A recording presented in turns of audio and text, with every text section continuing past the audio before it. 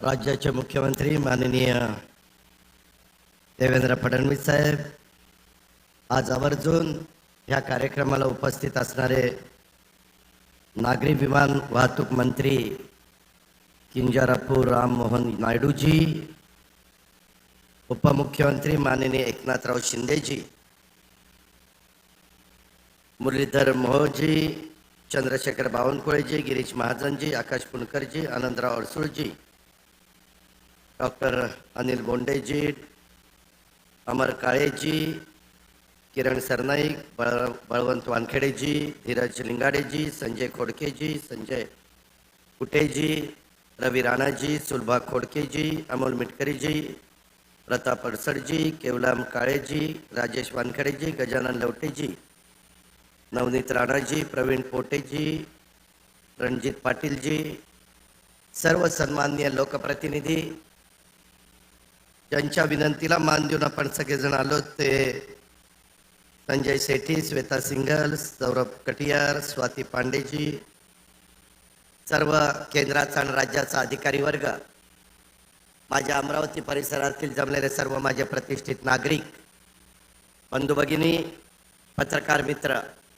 आणि माझ्या तरुण मित्रांनो, सुरुवातीलाच छत्रपती शिवाजी महाराज, शाहू फुले आंबेडकर या सर्वांना मी अभिवादन करतो। अमरावतीच्या या पवित्र भूमीमध्ये माता अंबादेवी, कौंडण्यपूर माता रुक्मिणी, सालबर्डीचे भगवान शिव, वेदपूरचे हनुमानजी यांच्या चरणी देखील नतमस्तक होतो। संत तुकडोजी महाराज, संत गाडगे बाबा, संत गुलाबराव महाराज, श्री चक्रधर स्वामी, मुसळखेड्याचे संत यशवंत महाराज, तसंच डॉक्टर पंजाबराव भाऊसाहेब देशमुख या सर्वांना मी अभिवादन करतो। आजचा दिवस तसं बघितलं तर केवळ अमरावती शहराकरता नाही, तर संपूर्ण विदर्भाच्या करता आणि महाराष्ट्रासाठी देखील एक ऐतिहासिक, अभिमानास्पद आणि दूरगामी परिणाम घडवणारा अशा प्रकारचा आजचा दिवस आहे। आज अमरावती विमानतळाचं उद्घाटन आपल्या राज्याचे लाडके मुख्यमंत्री देवेंद्रजींच्या शुभ हस्ते झालं। त्याला स्वतः केंद्रीय नागरी उड्डाण मंत्री नायडू साहेब आवर्जून हजर राहिलेत, आपले मुरली मोहोळ साहेब देखील हजर राहिलेत। त्यांचं मी राज्याच्या जनतेच्या वतीनं मनापासून स्वागत करतो, अमरावतीकरांच्या वतीनं स्वागत करतो। हा केवळ विमानतळ प्रकल्प नाहीये, तर तो अमरावती विभागातल्या जनतेच्या स्वप्नांना नवा पंख देणारा महत्त्वाचा टप्पा आहे, असं माझं स्वतःचं प्रामाणिक मत आहे। उशीर बराच झालेला आहे, मी त्याकरता दिलगिरी व्यक्त करतो। उन्हाची तीव्रता आहे, परंतु एकंदरीतच विकसित भारताचं स्वप्न घेऊन देशामध्ये नरेंद्र मोदी साहेबांच्या नेतृत्वाखाली काम चाललेलं आहे आणि त्याच्यामध्ये तुमचा माझा महाराष्ट्र हा कुठं मागं राहू नये म्हणून देवेंद्रजींच्या नेतृत्वाखाली महायुतीच्या सरकारमध्ये आम्ही सगळेजण काम करतोय।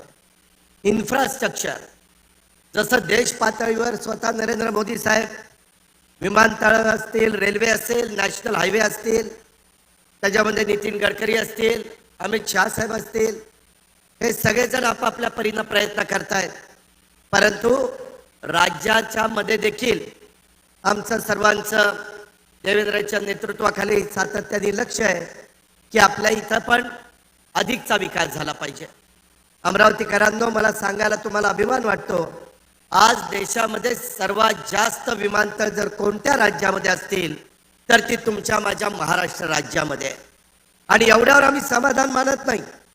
येतानाच आमची चर्चा चाललेली होती, स्वतः मुख्यमंत्री म्हणले की अकोल्याचं पण काही थोडेसे जागेचे प्रश्न आहेत, ते आपण निकाली काढू। आपल्या विदर्भामध्ये 11 जिल्ह्यात विदर्भाला आणखीन मोठ्या प्रमाणात समृद्धी महामार्ग झाला, नॅशनल हायवेचं जाळं आपल्या गडकरी साहेबांच्या नेतृत्वाखाली या भागामध्ये झालं।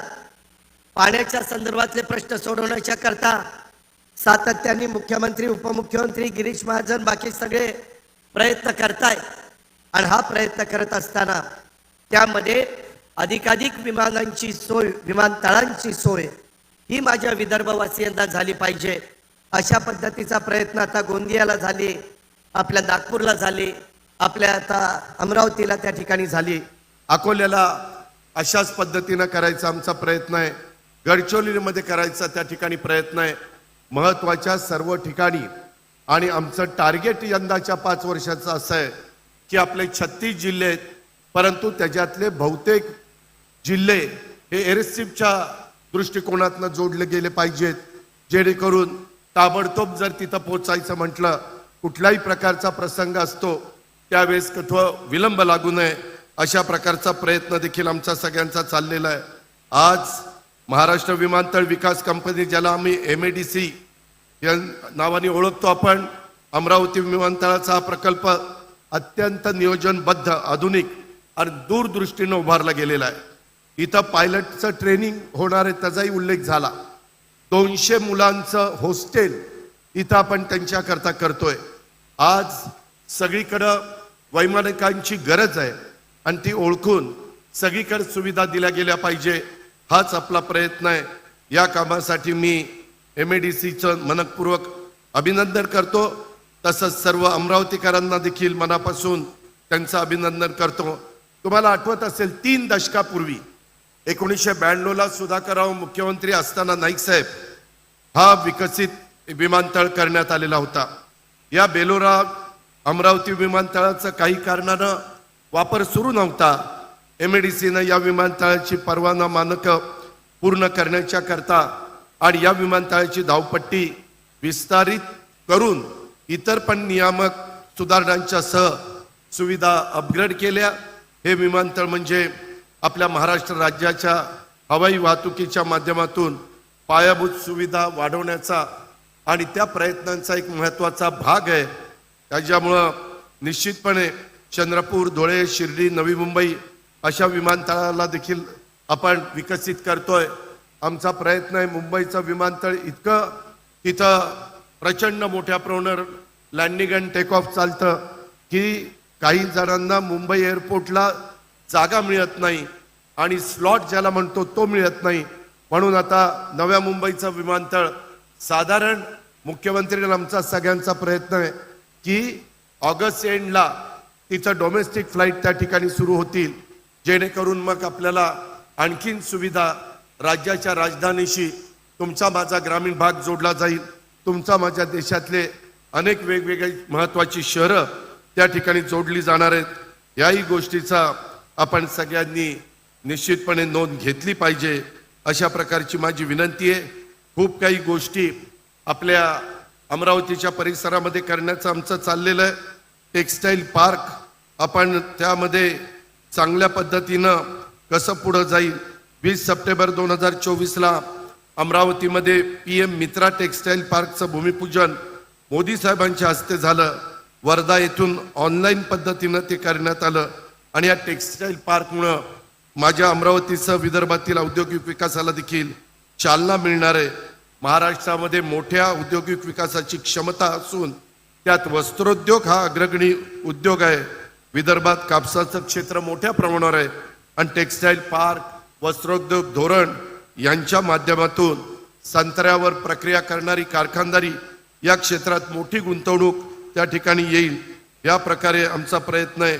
या आपल्या टेक्स्टाईल पार्कमुळे तर farm to fibre, fibre to fabric आणि फॅब्रिक टू फॅशन आणि फॅशन टू फॉरेन अशा साखळीद्वारे आपल्या विदर्भामध्ये उच्च दर्जाच्या सुतापासून तयार होणारी कपडे हे परदेशात निर्यात होतील. याही बद्दलची आमची वाटचाल त्या ठिकाणी चालू आहे. आज अलायन्स एअर कंपनीच्या मुंबई अमरावती मुंबई ही विमानसेवा आजपासून सुरू झालेली आहे. याच अलायन्स एअर कंपनीच्या माध्यमातून राज्यातल्या इतर ठिकाणी देखील शहरात सेवा सुरू होत आहे.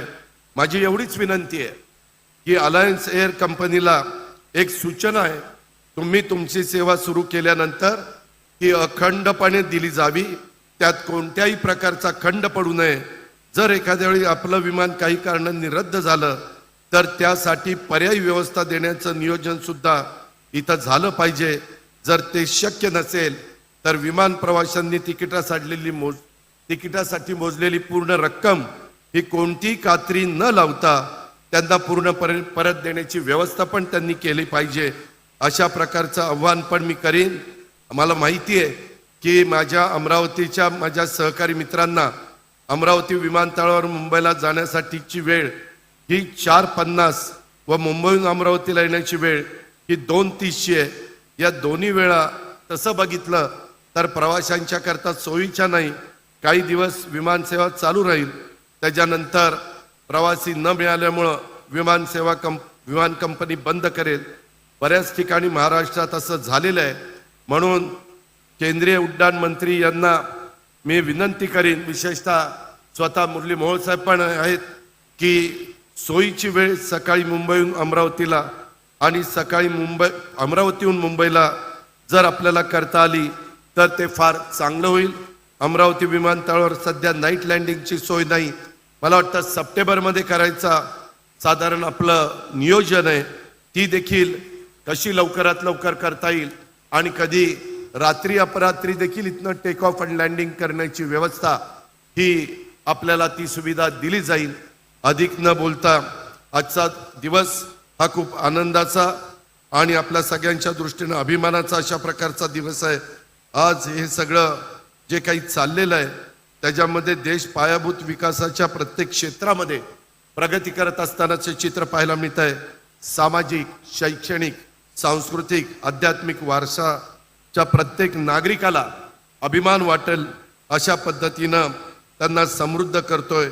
मी आज इथं आल्यानंतर अमरावतीकरांनी शिक्षण महर्षी डॉक्टर पंजाबराव उर्फ भाऊसाहेब देशमुख यांना भारतरत्न देण्याबाबत केंद्र सरकारला शिफारस करण्याची विनंती केलेली आहे. आमच्या सगळ्यांच्या मनात, मुख्यमंत्र्यांच्या सहित सर्वांच्या मनामध्ये ते आहे.